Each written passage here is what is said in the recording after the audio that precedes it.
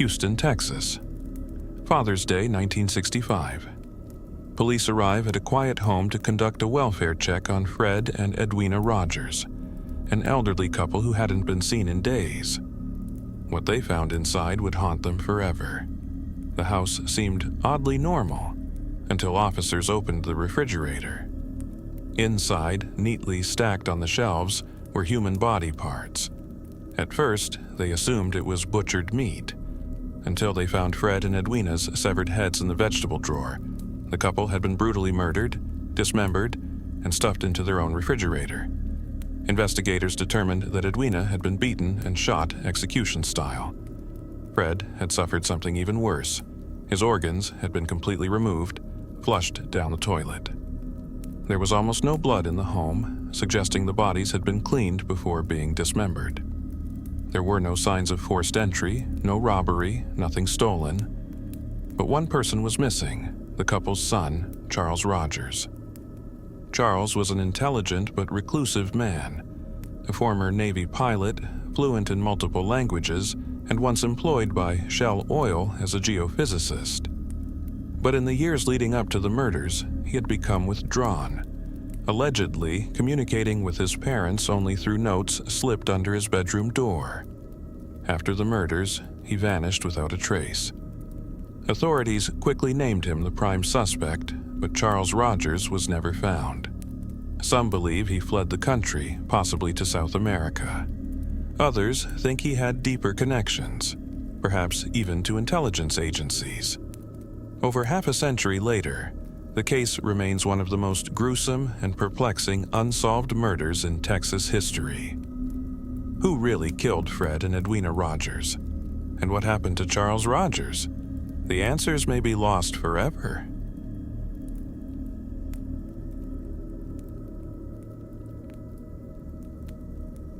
February 19, 1994. Riverside, California. A woman is rushed into the emergency room, struggling to breathe.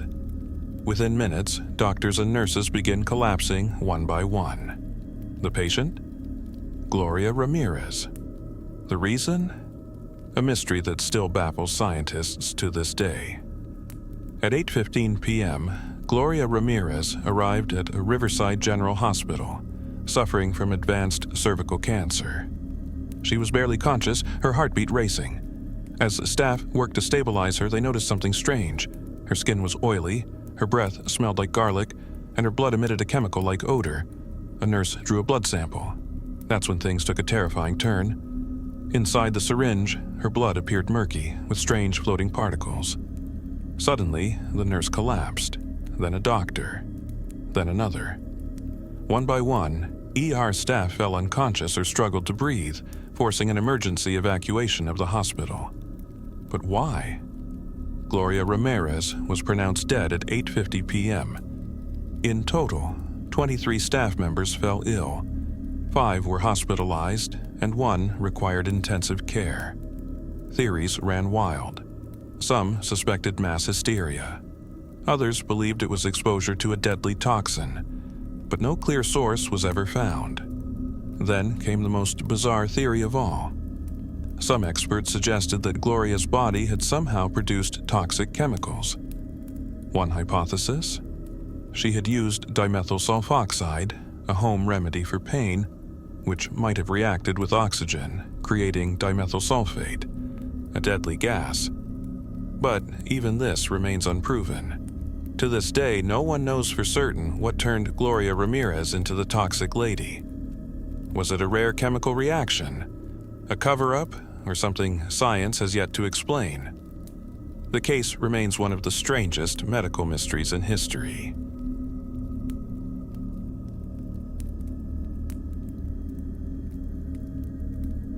October 12, 1974. Stanford Memorial Church, California. A young woman enters the church late at night to pray. Hours later, her body is found in a gruesome and ritualistic display.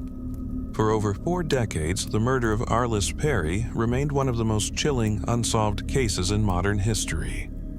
Arliss Perry was just 19 years old, newly married, and had recently moved to California with her husband. That night, after an argument, She told him she was going to the nearby church to pray. She never came home. At around midnight, a security guard checked the church and found the doors locked. But at 5:45 a.m., he returned and discovered something horrifying. Arliss was lying near the altar, partially undressed, with evidence of a ritualistic killing. She had been sexually assaulted with a candle, strangled, and brutally murdered. Despite an extensive investigation, no clear suspect emerged. Some believed the murder was linked to satanic cults, citing the ritualistic nature of the crime. Others speculated that Arliss had been targeted by a religious extremist, or even someone from her past in North Dakota. For years, the case remained a terrifying mystery. Then, in 2018, 44 years later, DNA evidence finally identified a suspect. The very security guard who had discovered the body, Stephen Crawford. Before police could arrest him, Crawford shot himself in his apartment. The truth behind his motives died with him. Even with the case technically solved, many questions remain. Why was Arliss Perry targeted? Was Crawford acting alone, or was there something even darker at play? The murder of Arliss Perry remains one of the most disturbing crimes ever committed inside a place of worship.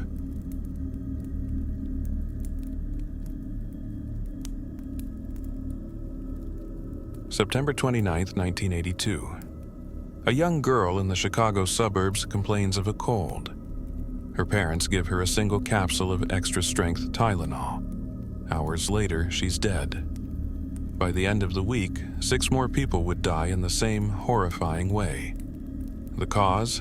Not an illness, not a deadly virus, but something far more sinister. Investigators quickly traced the deaths to cyanide-laced Tylenol capsules, common painkillers, tampered with and placed back on store shelves. Victims included a 12-year-old girl, a young couple, and 3 members of the same family. None had any connection to each other.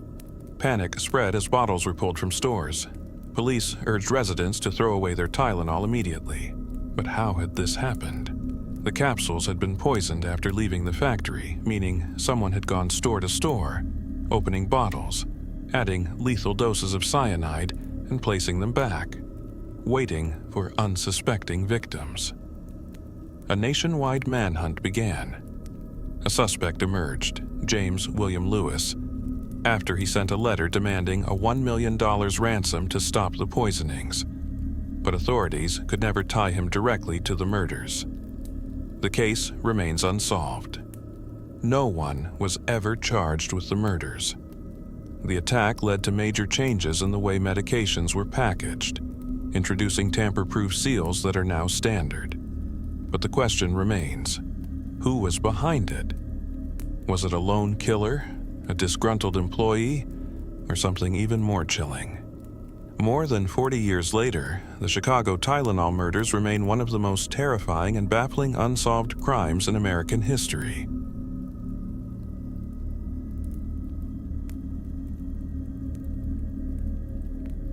February 25, 1957. A wooded area in northeast Philadelphia. A cardboard box discarded on the side of the road. Inside, the bruised and battered body of a young boy. No name, no identity, no explanation. For decades, he was simply known as the boy in the box. A college student, walking through the brush, stumbled upon an old bassinet box. Inside was the body of a thin, malnourished boy, no older than 4. His hair had been crudely cut, his body covered in bruises. He had been beaten, stripped, and carefully wrapped in a blanket. But no one reported him missing. No one claimed him. Police were left with a haunting mystery.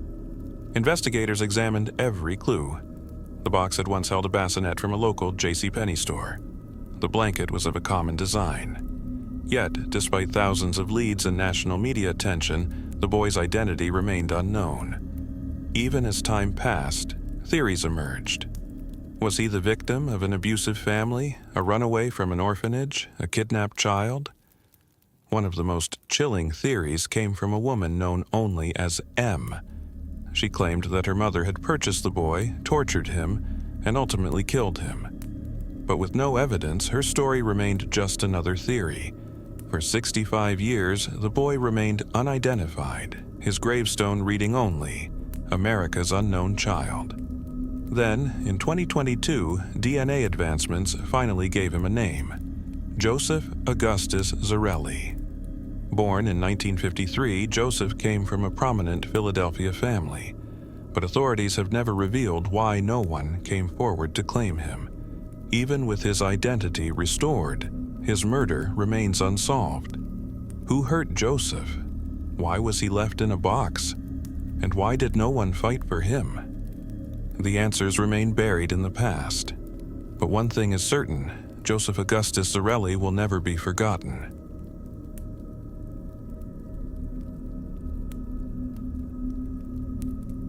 September 7th, 2012. Chapel Hill, North Carolina. A college student, known for her bright future, is found brutally murdered in her apartment, and the case remains unsolved to this day. Faith Hedgepeth, just 19 years old, was a member of the Halawa-Saponi Native American tribe and a sophomore at the University of North Carolina. Her life was full of promise, but her tragic end would leave more questions than answers. Faith's roommate found her body at around 12:30 p.m., lying face down in her bedroom, bloodied and unconscious. There were signs of a violent struggle, and she had been sexually assaulted. A mysterious note was found next to her, scrawled in red lipstick reading, "I'm not stupid, bitch." Jealous. Who left this chilling message? Why was it written? And what did it mean? Authorities were stumped. Faith had no apparent enemies, and there were no signs of forced entry into the apartment. Her ex-boyfriend, a former roommate, and several other acquaintances were questioned, but none were definitively linked to the crime. The note, which some believed was a taunt from the killer, only deepened the mystery. Could it be a personal vendetta?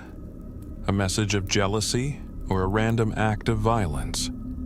Despite thorough investigations, no DNA evidence was found at the scene that could link the killer to the crime.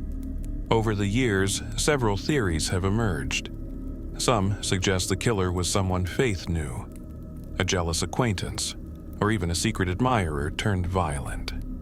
Others speculate that the crime was the result of a bizarre, calculated attack by someone outside her social circle.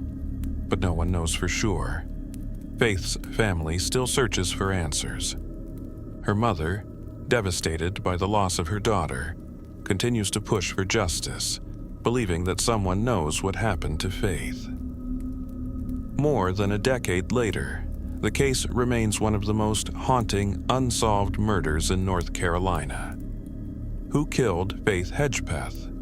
And why has her killer gone unpunished for so long?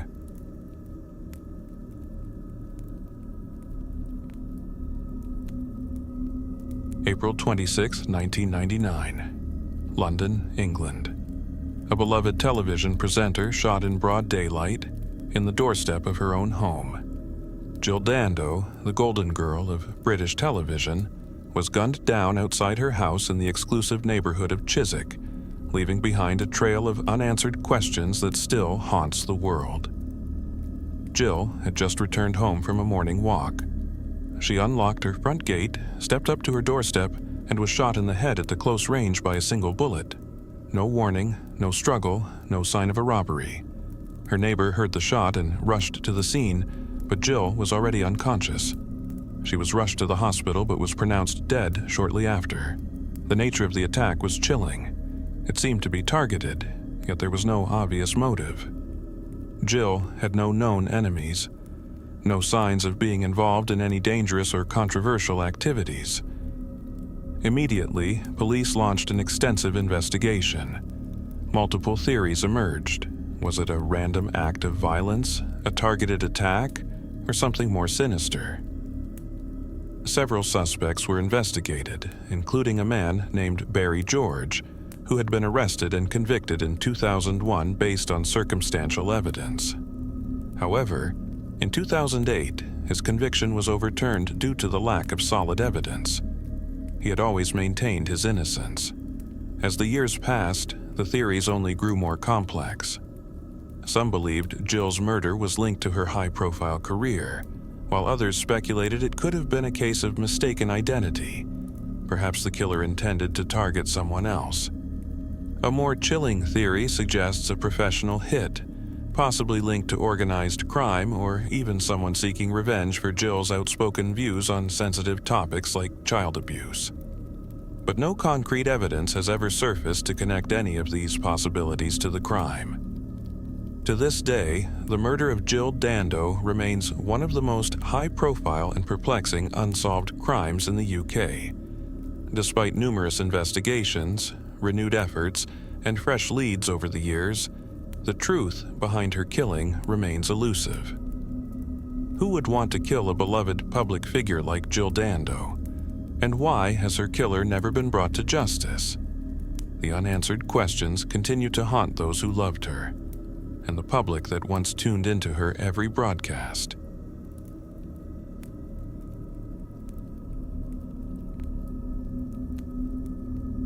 April 11, 1981. A remote cabin in the Sierra Nevada mountains, California.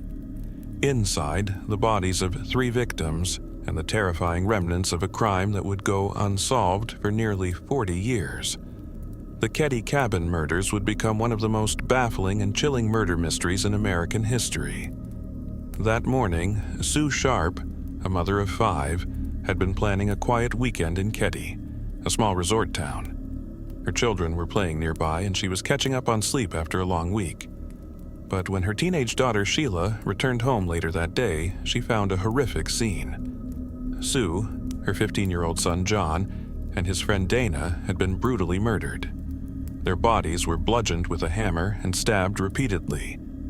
The crime scene was horrific.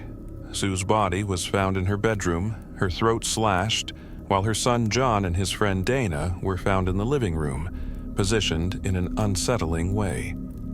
It appeared to be a targeted attack, but why and by whom? What made the Cryptic cabin murders even more chilling was the discovery of a 4th victim, the youngest child, who had been locked in another room during the crime. Miraculously, the child survived, but witnessed the horrors that unfolded in their home. Despite a lengthy investigation, no suspects were ever arrested, and theories quickly grew. Was it a random attack by a drifter, a personal vendetta, or possibly even someone close to the family? Several suspects were considered over the years, including a local handyman and his family, who were believed to have connections to the victims. Some investigators even speculated that the murders were connected to a drug deal gone wrong or a satanic cult, but none of these theories ever led to a breakthrough. Then, in 2016, DNA evidence provided a breakthrough. A partial DNA match was found on the scene. However, it led to no arrests, and the case remains officially unsolved. More than 4 decades later, the Cryptic cabin murders remain a haunting mystery. Was it an isolated, random act of violence, or a cold, calculated killing spree that left multiple families shattered?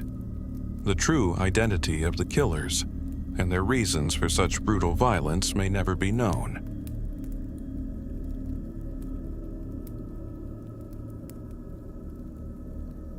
January 2nd, 1935.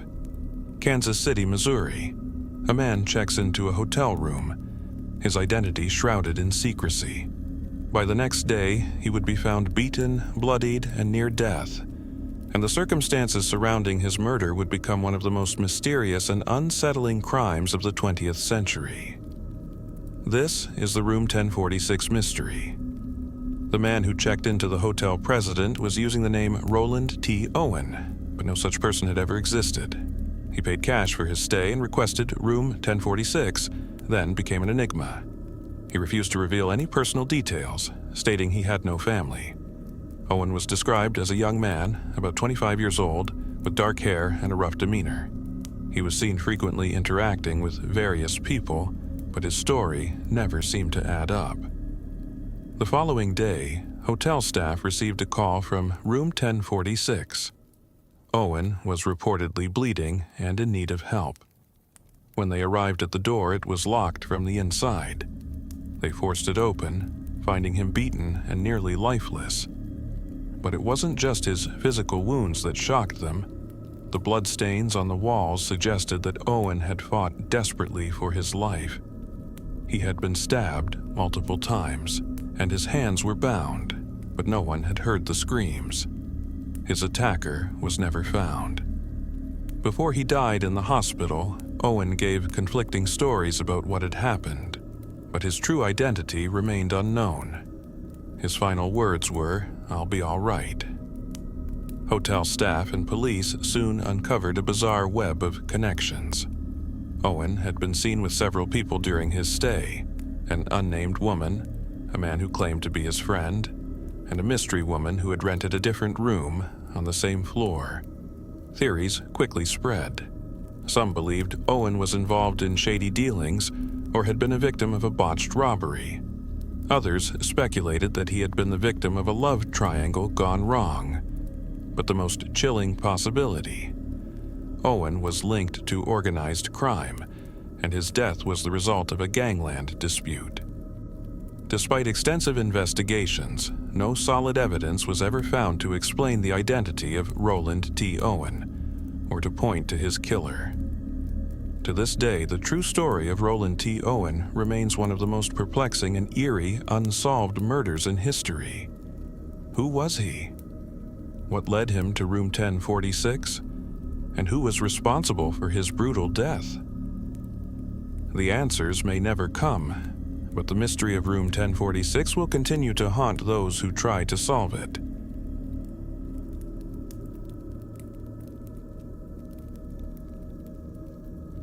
In the 1930s, Cleveland, Ohio, was rocked by a series of brutal murders. Murders so gruesome, they would become a chilling chapter in the city's criminal history. The killer, later dubbed the Cleveland Torso Murderer, would leave a trail of dismembered bodies and a web of confusion that still haunts investigators today. It all began in 1935, when the dismembered body of an unknown man was found in a vacant lot. The body had been carefully mutilated, with the torso and head removed, leaving only the lower half intact. There were no hands, no feet, and no clear identification. For months, bodies continued to appear, more victims with the same grisly mutilations. The Cleveland Torso Murderer was no longer a single crime. It was a series of killings with a grotesque pattern. As the bodies piled up, investigators realized the killer's pattern. Victims were often dismembered with precision and their remains discarded in public areas. The murderer had knowledge of anatomy, leading some to believe they were dealing with a professional, perhaps a butcher or even a doctor. Authorities identified several victims over the years, though many remained nameless. It seemed the killer targeted vagrants, prostitutes, and other vulnerable individuals, using the anonymity of Cleveland's streets to cover their tracks. Over time, multiple suspects were considered. One theory pointed to Dr. Francis Sweeney, a local doctor who had been treated for mental health issues. He had served in World War I and was rumored to have a dark side. Some believed he used his medical knowledge to dismember his victims. Another theory suggested the killer was someone with an intimate knowledge of the victims, possibly even someone working within Cleveland's lower classes.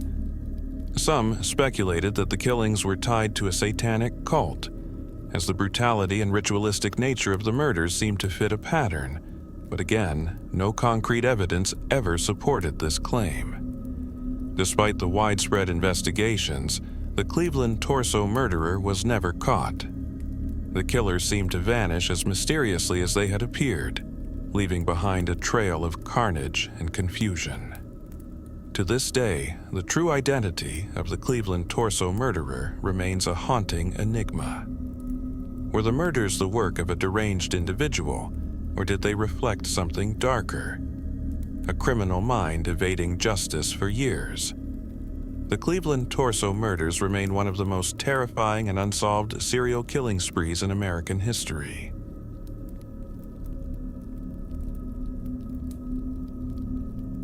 Between 1996 and 2009, A quiet stretch of highway in Virginia became the setting for one of the most disturbing and elusive series of crimes in the U.S. A shadowy figure, known as the Route 29 Stalker, terrorized women along Route 29, abducting, assaulting, and leaving behind chilling evidence.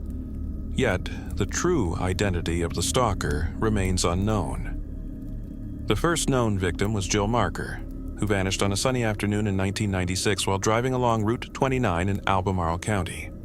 She was abducted, assaulted, and left for dead by the roadside, but remarkably, Jill survived. Despite her efforts to identify her attacker, the case remained unsolved. A few months later, Anita L. Herring disappeared under similar circumstances. Once again, the victim was found alive, but still, no trace of the predator was discovered. The pattern was becoming disturbingly clear. The Route 29 stalker was no random predator. Over the next decade, the incidents continued. Women, usually in their 20s or 30s, were abducted from the highway, assaulted, and left along rural stretches of the road. In some cases, the victims were found with specific items missing, suggesting a deeper motive beyond just violence. Police realized the attacks were connected by more than just the location. They were all happening along the same stretch of highway and followed a disturbingly similar pattern. Yet, despite witness reports and evidence found at some crime scenes, the stalker always seemed to be one step ahead. Over the years, investigators honed in on several suspects, including a man named Daryl David Rice, who was convicted in 2003 for the abduction and attempted murder of 2 women near the same highway. However, Rice's conviction was later overturned, and he was never definitively linked to the Route 29 stalker cases. Other theories pointed to unidentified serial offenders, possibly even someone from the victim's past or someone who knew the area well. Despite the speculation, no solid evidence ever tied any individual to the stalker. The case remains frustratingly unresolved. Some believe the stalker moved on or possibly even stopped attacking, but without concrete evidence, it's impossible to know for sure. Who was the Route 29 stalker? Was it one person or a network of criminals working together? And perhaps most chilling of all, is the stalker still out there watching?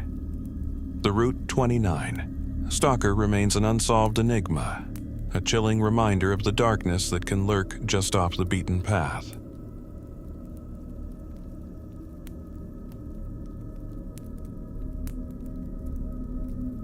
In the spring of 1946, the quiet border town of Texarkana, Texas, became the hunting ground for a mysterious killer whose crimes would leave the community terrified for months.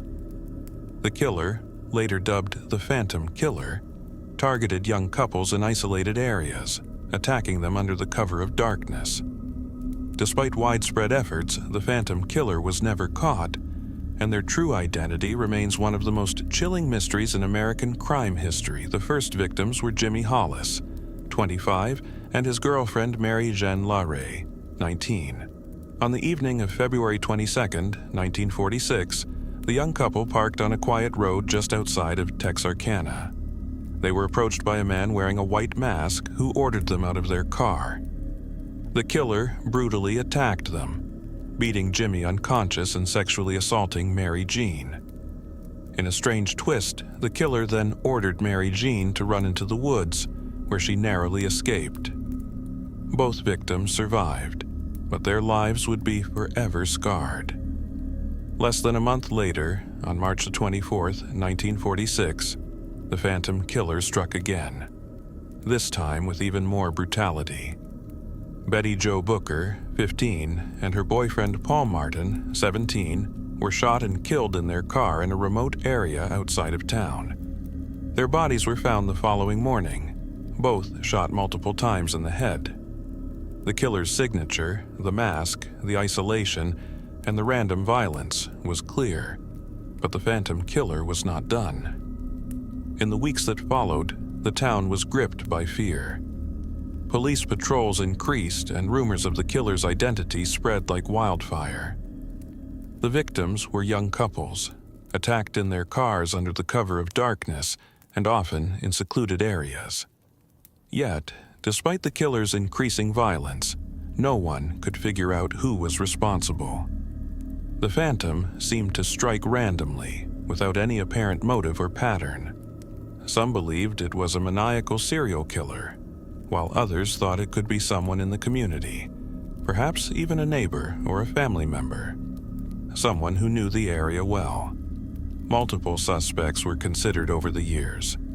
Some linked the murders to a local man named Ewell Swinney, who was arrested but never definitively connected to the killings. Others speculated that the killer could have been a man with a history of violent behavior or even a war veteran, given the era's social context. Despite numerous theories, no evidence ever pointed directly to the phantom killer. In the end, the case went cold, and no one was ever arrested for the murders. Today, the case of the phantom killer remains one of the most infamous unsolved mysteries in American history. Was it the work of a single deranged killer? Or was it a series of random attacks orchestrated by someone with a chilling purpose? Who was the phantom killer of Texarkana, and why did they stop? The answer remains lost in the shadows, forever haunting the town that will never forget the terror that gripped it so many years ago.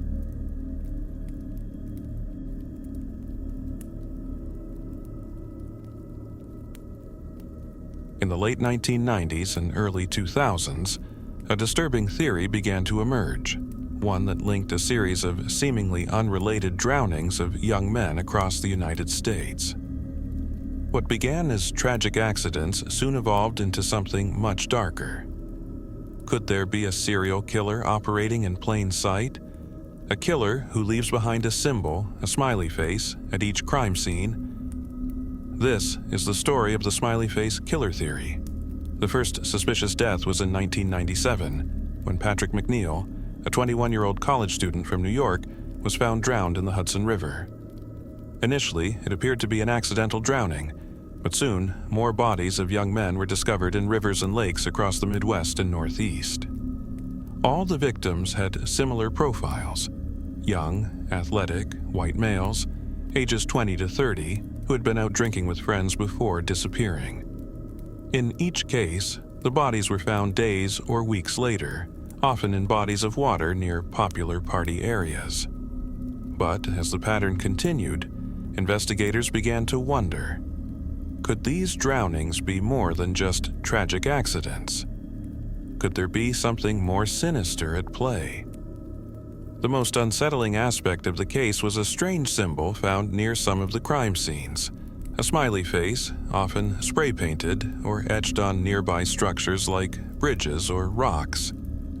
Over time, more and more of these symbols appeared near the locations of the drownings. The smiley face, a universally recognized symbol of happiness and innocence, now seemed to take on a much darker meaning. Could the killer be leaving behind a twisted signature? Was it possible that the drowning deaths were not accidents at all? In 2008, former detective and criminologist Kevin Gannon began to publicly link the cases, coining the theory of the Smiley Face Killer. He believed that the drownings were the work of a serial killer or group of killers who had been targeting young men for over a decade. The idea was that the killer would approach these men in bars or social settings, lure them away, and then drown them in nearby bodies of water. Gannon and his team also speculated that the smiley face symbol was a form of psychological taunting, meant to mock authorities and leave a calling card at each crime scene. Some even suggested that the killer may have been targeting victims for personal reasons, or had a fascination with the symbol itself. Despite the theory gaining attention, no arrests were made. Some law enforcement officials dismissed the idea, claiming the deaths were more likely to be accidental drownings. Others believed that the victims' deaths were the result of drunken behavior leading to accidents, not a coordinated killing spree. To this day, the Smiley Face Killer theory remains unresolved and increasingly eerie. Were the drownings truly the work of a serial killer? Or were they the tragic accidents of young men making reckless decisions? The mysterious smiley faces continue to haunt the investigation, as they represent something far darker than a simple symbol of joy. Could the killer still be out there watching? The Smiley Face Killer remains one of the most chilling and unsettling theories in true crime history, one that continues to raise questions about the boundaries between myth and reality.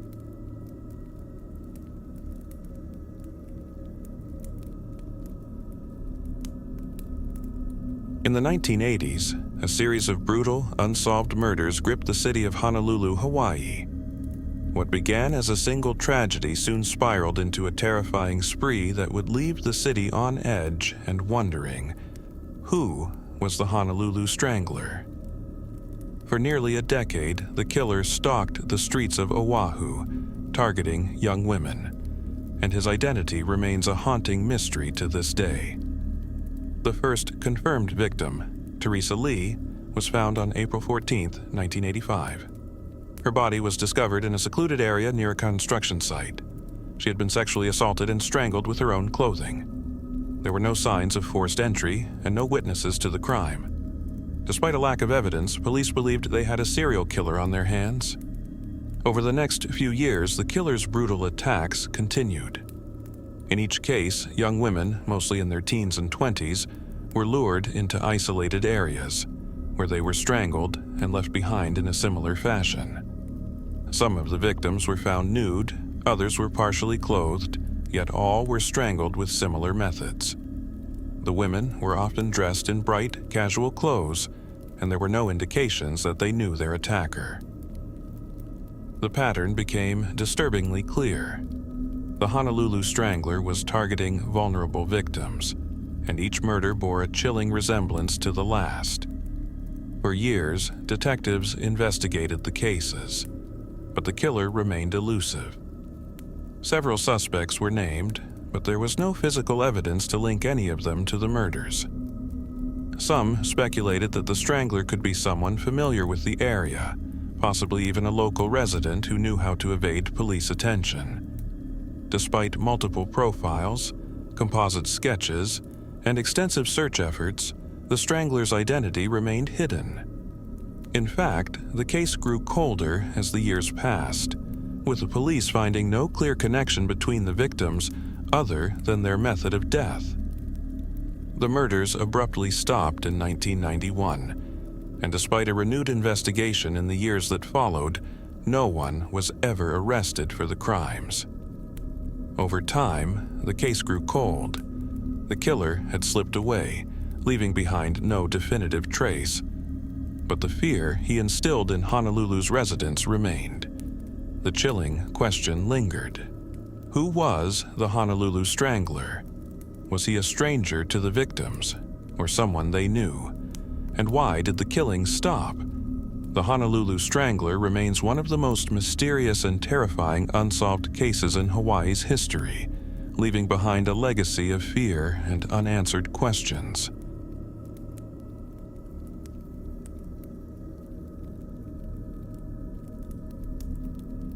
In 1885, a series of brutal attacks plagued the streets of Austin, Texas. As the body count rose, it became clear that a chilling figure was stalking the city. A killer whose violent spree would go down in history as one of the first recognized serial killings in America. This is the story of the servant girl annihilator, a name that would come to represent the terror that gripped Austin in the late 1800s.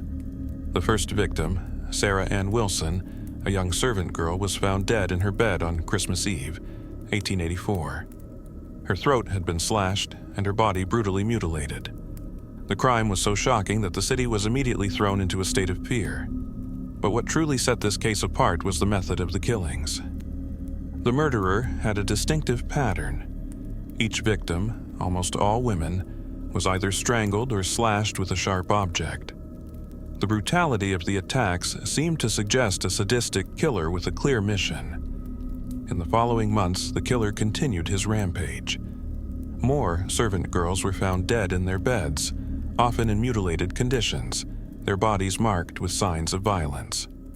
The victims, typically young women working as domestic servants, were chosen at random, creating a sense of unpredictable terror among the city's working-class population. The killer's attacks were calculated. He would often enter the victims' homes through unlocked windows, a clear indication that he was familiar with the environment. 2 victims were attacked in one night, leading some to believe that the killer was not working alone, or that he was incredibly efficient in carrying out his gruesome acts. As the bodies piled up, suspicion turned to a range of potential suspects. The attacks didn't appear to have a specific motive beyond the violence itself. No money was stolen, and no apparent links were found between the victims. This lack of pattern made the case more difficult for investigators to crack. Some speculated the killer was a local man, perhaps someone who worked with the women or had access to the neighborhoods. There were reports of a shadowy figure seen lurking near the crime scenes. Others believed the killer was a traveling murderer, someone who passed through Austin before moving on to another city, leaving fear in his wake. Despite multiple leads, no suspects were ever arrested, and the killer's identity remained a mystery. Some even suspected the crimes were linked to multiple individuals, suggesting that the servant girl annihilator was not one person, but rather a group of killers with a shared purpose. In 1885, the killing spree abruptly stopped. Whether the murderer died, moved on, or simply disappeared, the reign of terror ended as mysteriously as it had begun. But the question remains: was this the work of America's first true serial killer? Or was it the result of something even more sinister? The servant girl annihilator has become one of the most enduring and chilling mysteries in American crime history. The truth behind these brutal murders may never be known, but the terror they left behind continues to haunt Austin to this day.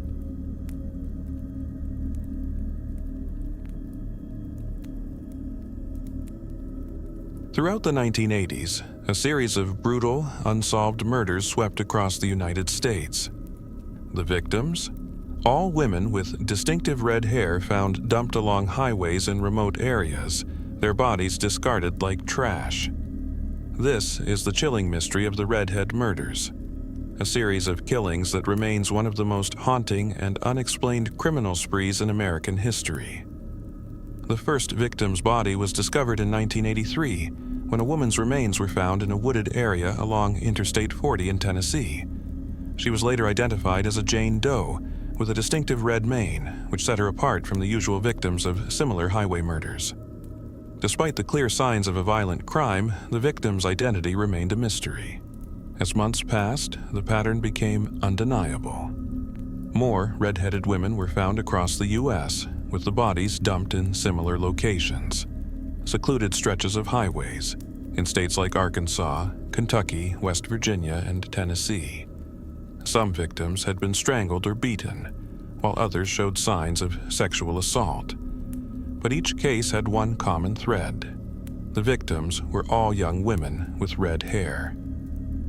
The mystery surrounding the Redhead murders only deepened as time went on.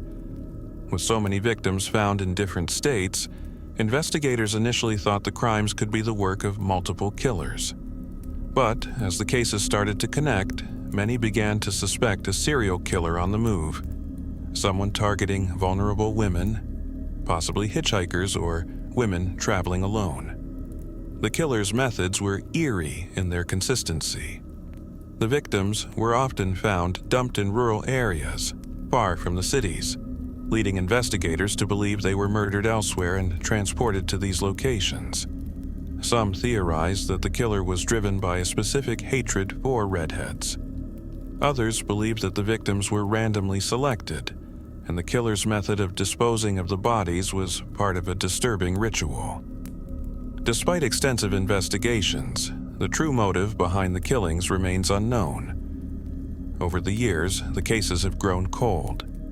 Some of the victims have been identified, but many remain nameless, their deaths unexplained. Despite advances in forensic science, including DNA testing, no arrests have been made, and no clear suspect has ever emerged. Was it one killer, or was it a network of killers working together? Why were these women chosen, and why were they all redheads? The redhead murders continue to haunt investigators, with many of the victims' identities still unknown, and the killer or killers still out there, waiting in the shadows.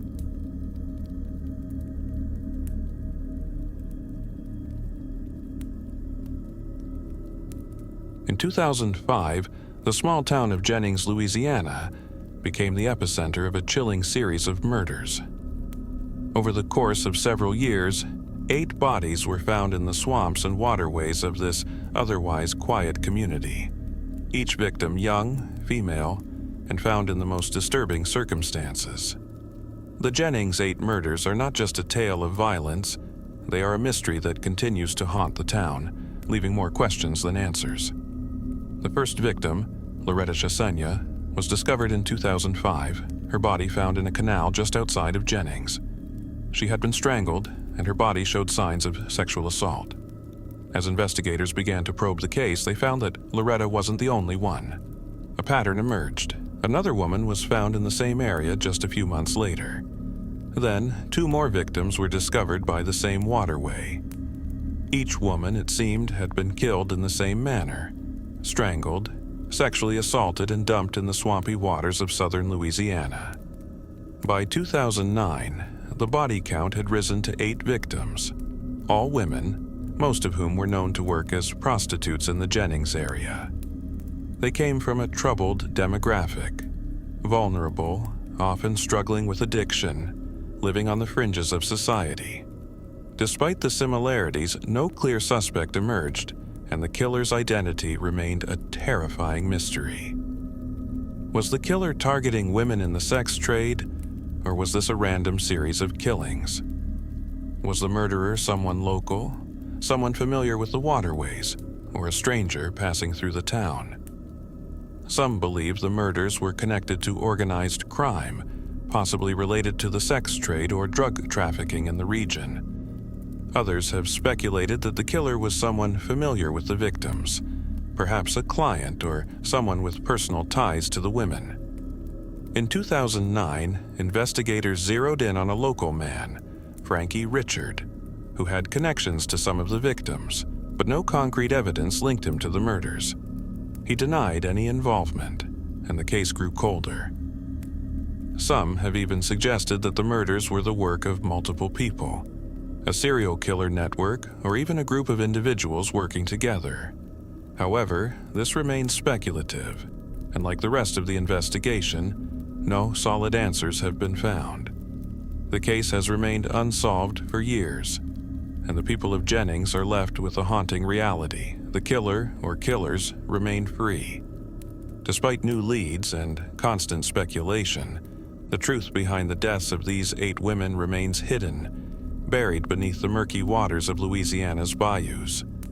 Were these murders the work of a single individual, a group, or is the killer someone no one has suspected, waiting to strike again? The Jennings 8 murders remain one of the most chilling and unresolved mysteries in modern criminal history, a reminder of how easily the truth can slip through the cracks and disappear into the swamp.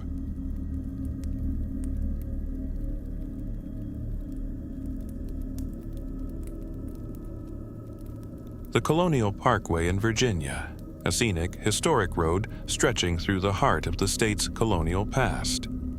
Yet, in the 1980s, it became the site of a horrifying series of murders that would leave the town of Williamsburg and the nation gripped by fear.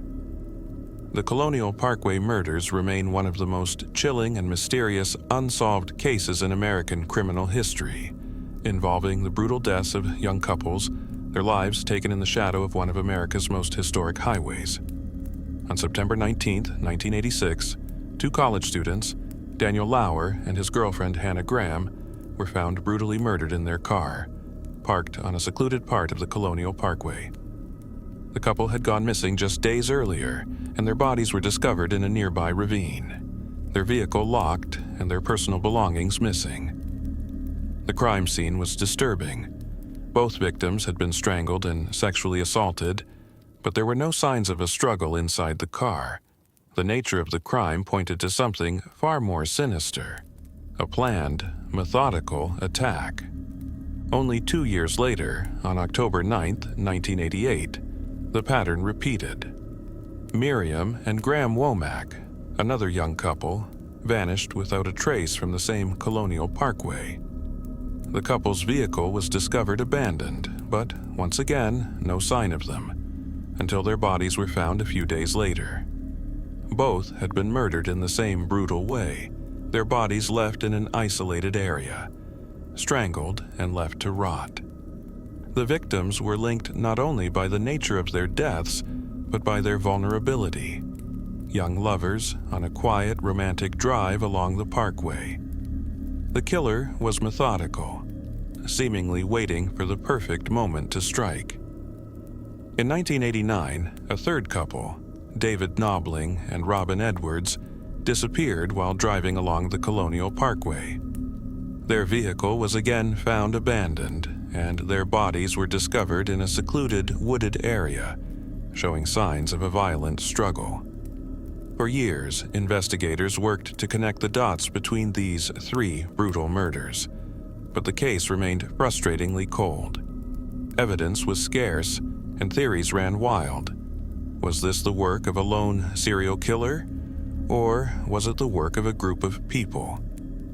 Could these murders have been linked to a more personal motive? In the years that followed, several suspects emerged, some tied to the victims, others linked by circumstantial evidence.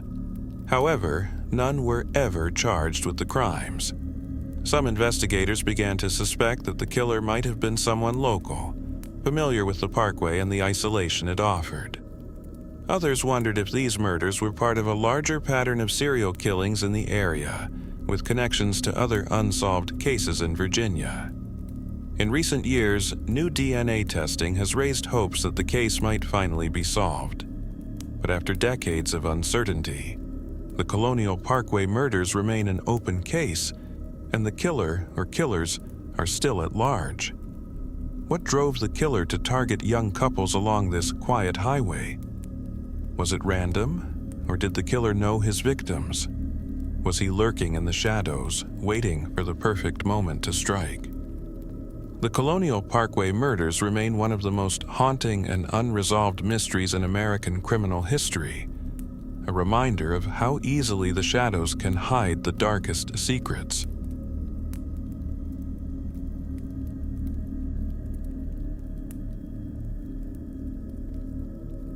In 2009, Albuquerque, New Mexico, was shaken by the discovery of a horrifying secret hidden beneath the West Mesa desert. For years, the land had silently concealed the bodies of 11 women, victims of a twisted killer whose identity remains a chilling mystery.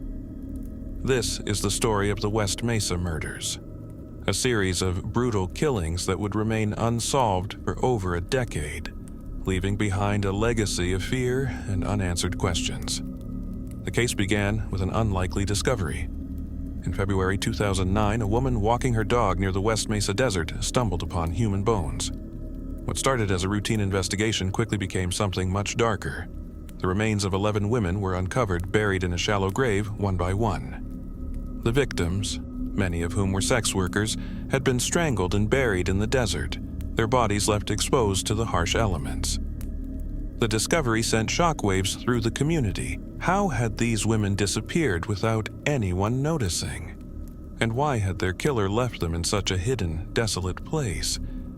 The victims were mostly young women, often involved in prostitution or struggling with addiction. They were marginalized by society, living in the shadows, which some believed made them easy targets for a predator who knew how to exploit their vulnerabilities. But as the bodies were uncovered, the true scope of the killer's spree began to emerge. Over the course of several years, the killer had claimed the lives of women who were disappearing without a trace, only to end up buried in the West Mesa desert. The investigation into the West Mesa murders has been long and frustrating. Despite a multi-agency effort, no solid leads ever emerged. Law enforcement believed the killer may have been a local resident, familiar with the desert area, someone who knew how to hide the bodies and avoid detection. But with no direct evidence, the case remained cold. Some believed the murders are linked to a pattern of killings across the U.S., possibly related to human trafficking or organized crime. Others suspect the killer may have been targeting women who were easy to victimize because of their occupation. But every theory has led to dead ends, and the killer's identity remains a mystery. In the years following the discovery, several suspects have been named, including Tony Torres, a man convicted in 2014 for other unrelated crimes. However, no direct link has been established between him and the murders. Theories about the killer's identity continue to circulate, but no one has ever been brought to justice for the deaths of these women. The case remains open, with new DNA evidence and continued efforts to uncover the killer's identity. But with each passing year, the West Mesa murders grow colder. Who was the person behind the West Mesa murders? Was it one killer, or was it a group working together? And why were these women chosen? The West Mesa murders remain an open wound in the community, a reminder of the brutal reality of missing and murdered women, and how easily their lives can be erased. The killer may be gone, or still out there waiting. The mystery of the West Mesa murders endures, and the families of the victims deserve answers. Until then, the shadows of the desert continue to conceal a story too chilling to forget.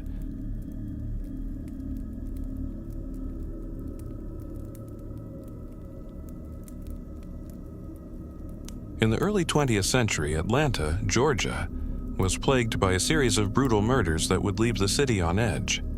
For more than a year, women, mostly African American, working as prostitutes or living in poverty, were found murdered, their bodies mutilated in horrific ways. This is the story of the Atlanta Ripper, a shadowy figure who evaded capture for months, his identity still shrouded in mystery. The first known victim, Martha Truly, was found on May 3, 1911. Her body was discovered in an alley, brutally slashed, her throat cut, and her face disfigured. There were signs of sexual assault, and the mutilation was so grotesque that police immediately suspected the work of a serial killer. Over the next several months, the murders continued. Victim after victim, women were found in similar conditions. Strangled, mutilated, their bodies discarded in remote, dark corners of Atlanta. Each killing seemed to follow a pattern. The victims were all vulnerable women, mostly African American, often working as prostitutes or living on the fringes of society. As the body count grew, so did the fear. The women of Atlanta's red light districts were terrified, knowing that the killer could strike at any time, in any place. Word of the murders spread quickly, and soon rumors and panic gripped the city. Was the killer a maniac or something more calculated? A person who knew exactly how to avoid detection. Despite police efforts, the killer remained elusive. Each time a body was discovered, there was little evidence to go on, just the same disturbing pattern of mutilation and death. Investigators turned to various theories. Some believed the killings were the work of a single serial killer, while others speculated that the murders were connected to a group of men who targeted women from the city's lower classes. One of the most prominent suspects was a man named Thomas Neal Cream, who was in the city at the time. Cream was a notorious serial killer who had previously been convicted of similar crimes in Chicago and England. However, he was never definitively linked to the Atlanta murders. Some believed that the killer had a fascination with blood and disfigurement, pointing to the brutal nature of the mutilations. Others thought the attacks were the result of racist hate, as the victims were predominantly African American. But again, there was no solid evidence to confirm any of these theories. The murders continued until 1912, when the killings abruptly stopped. The reason for the sudden end to the spree remains a mystery. Did the killer move on? Or was he caught in a way that the public never learned about? The identity of the Atlanta Ripper was never discovered, and despite the best efforts of law enforcement, the case went cold. To this day, the murders remain one of the most chilling, unsolved serial killing sprees in American history. The killer's identity remains unknown, and the city of Atlanta was left with the haunting memory of a killer who preyed on the vulnerable, leaving behind a pattern of fear and unanswered questions.